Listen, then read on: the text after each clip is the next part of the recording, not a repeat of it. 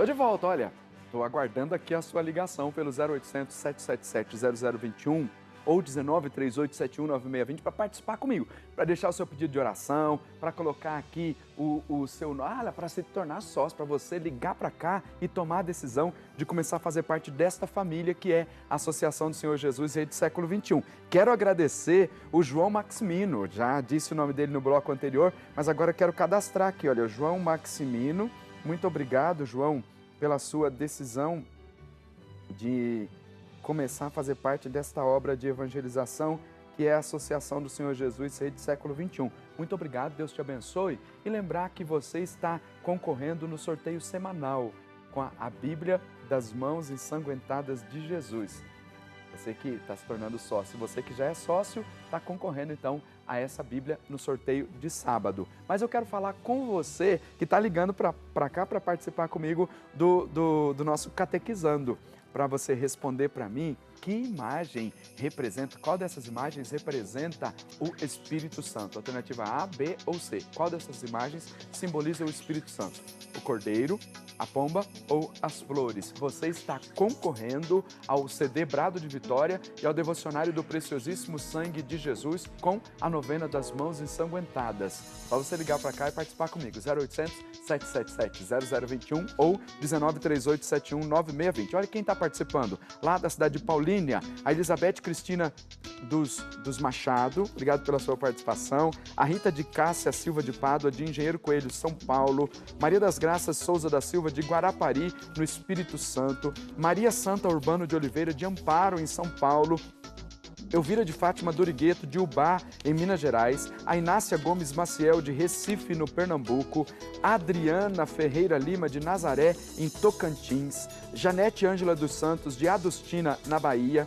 Lá de Nova Guaritã, no Mato Grosso, a Madalena Pereira Lorenzon, obrigado pela sua participação. De Bauru, São Paulo, a Silvana Teixeira Fernandes. De Taquaritinga, a Maria, Taquaritinga, São Paulo, Maria Senira Marques. O Lúcio Flávio Muniz Reis, de Palma, em Minas Gerais. A Vilma Patrocínia Múcio, de Jaú, São Paulo. Maria Aparecida Mota Pereira, de Campinas. De Correia Pinto, em Santa Catarina, a Marlene dos Santos. A de Americana, São Paulo, a Aparecida Berto Bassani. De Canoinha, em Santa Catarina, Jussara Alves Ortiz Kioseski, de Canoinhas. De Presidente Prudente, a Zuíla Aparecida Câmara. A Lindalva Ferreira da Costa, de Francisco Morato, em São Paulo. A Vera Maria Rodrigues, de Vitória, no Espírito Santo. A Conceição de Moraes Martins, de Mogi das Cruzes, em São Paulo. A Laurinda Hennig, de Agrolândia, Santa Catarina. A Maria Genilde da Silva Santos, de Propriá,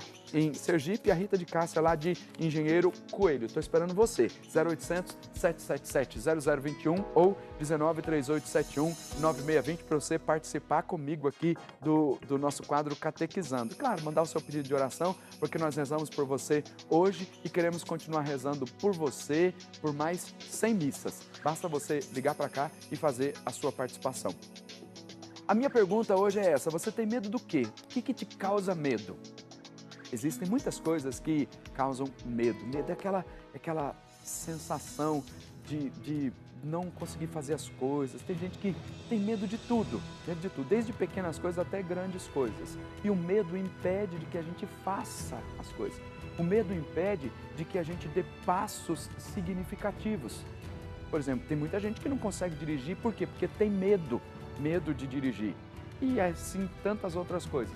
Eu fiz uma referência há pouco dos apóstolos que estavam trancados lá na sala do cenáculo com medo.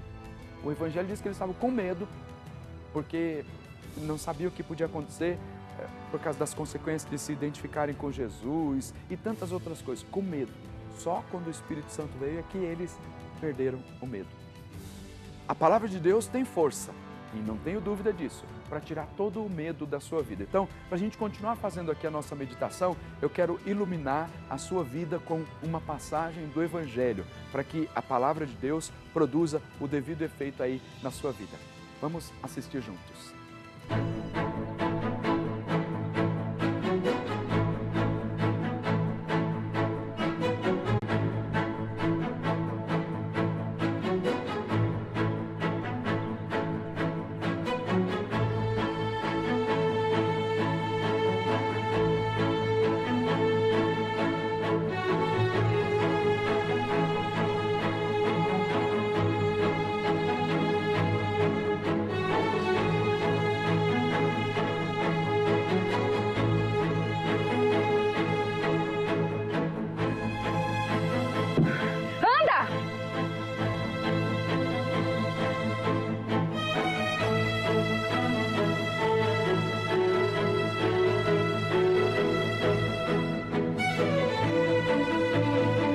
Shalom, Marta. Shalom, mestre. Shalom, Maria. Shalom, mestre. Naquele tempo, Jesus entrou num povoado e certa mulher de nome Marta o recebeu em sua casa. Shalom. Shalom. Shalom.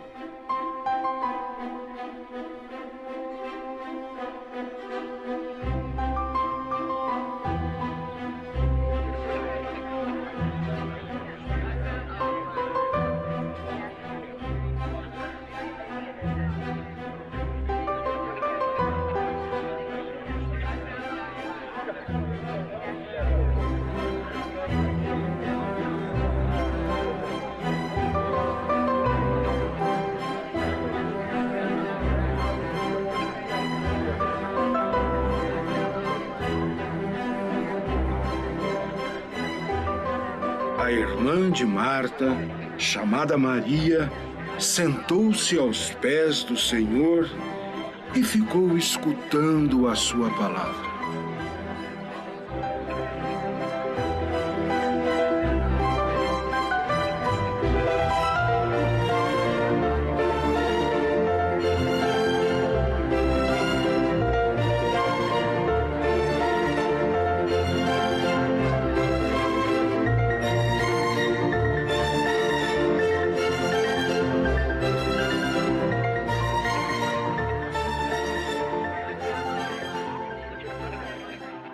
Mestre, você não se importa que a minha irmã me deixe sozinha com todo o trabalho para fazer?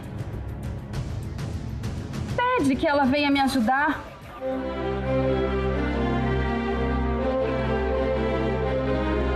Marta, Marta.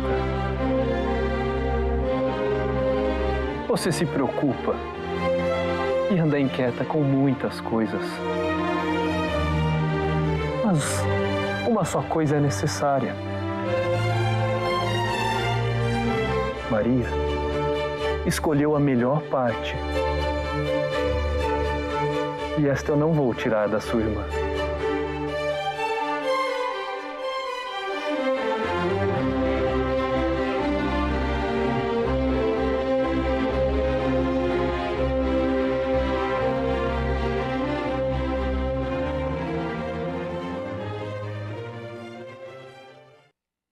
Estou de volta, olha, eu estou aqui prestando atenção nesse evangelho que acabamos de assistir, mas eu estou olhando além, sabe o que é? Olhando naquilo que vai vir depois na vida de Marta e de Maria. A amizade com Jesus trouxe para eles uma segurança. Você vai dizer assim, mas quem é amigo de Jesus, quem reza, não consegue... não vai passar por nenhuma dificuldade, não vai ter mais medo de nada. Não, não é isso não. Quem tem amizade com Jesus, consegue depois superar as dificuldades.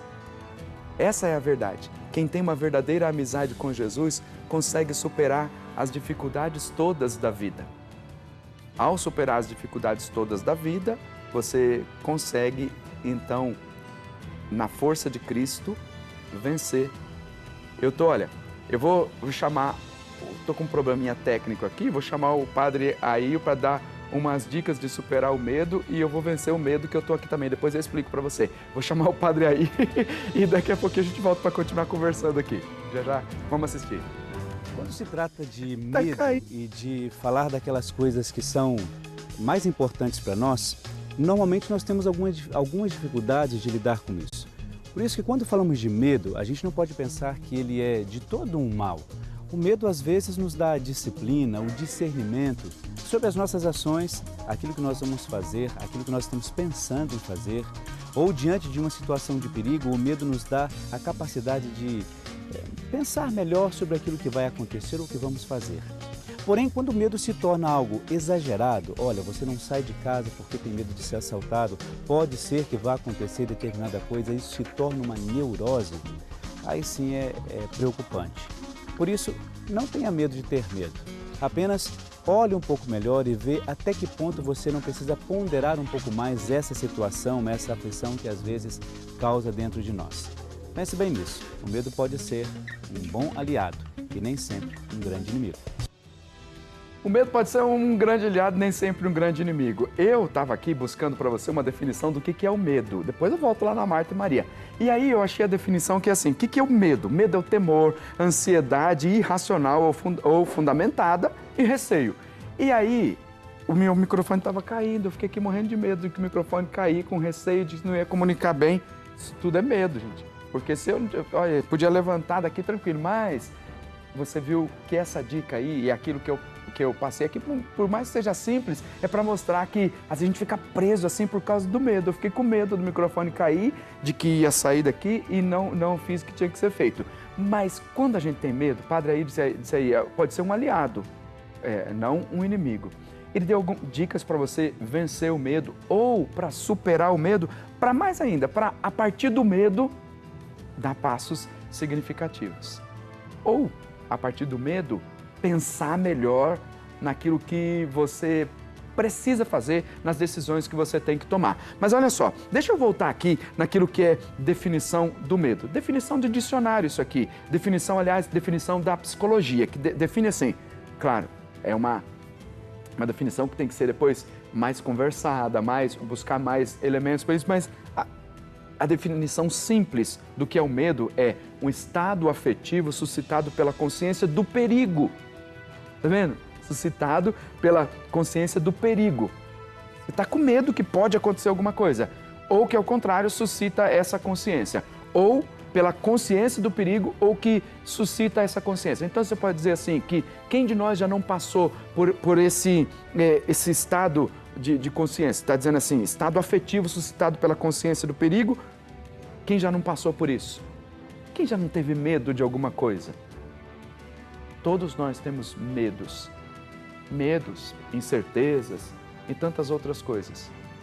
Dá para dizer assim, nós somos super-heróis, nós não temos medo. Aliás, super-herói nem existe, né? Se alguém fala assim, toda vez que fala de um super-herói, se você assiste aí pelos desenhos animados, todos o super-herói ou pelo filme, é sempre um extraterrestre, não é alguém normal, é paranormal, é além daquilo. Então, para nós seres humanos, o medo está sempre assim, pertinho de nós.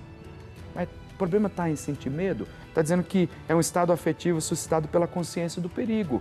Porque a gente, diante do perigo iminente ou diante das preocupações, a gente sente medo. Mas a gente precisa buscar um refúgio para isso. E é disso que eu quero te falar. Buscar um refúgio. Essa parte é a mais importante. A gente já sabe que é um estado afetivo suscitado pela consciência do perigo ou que suscita essa consciência. Isso a gente já sabe.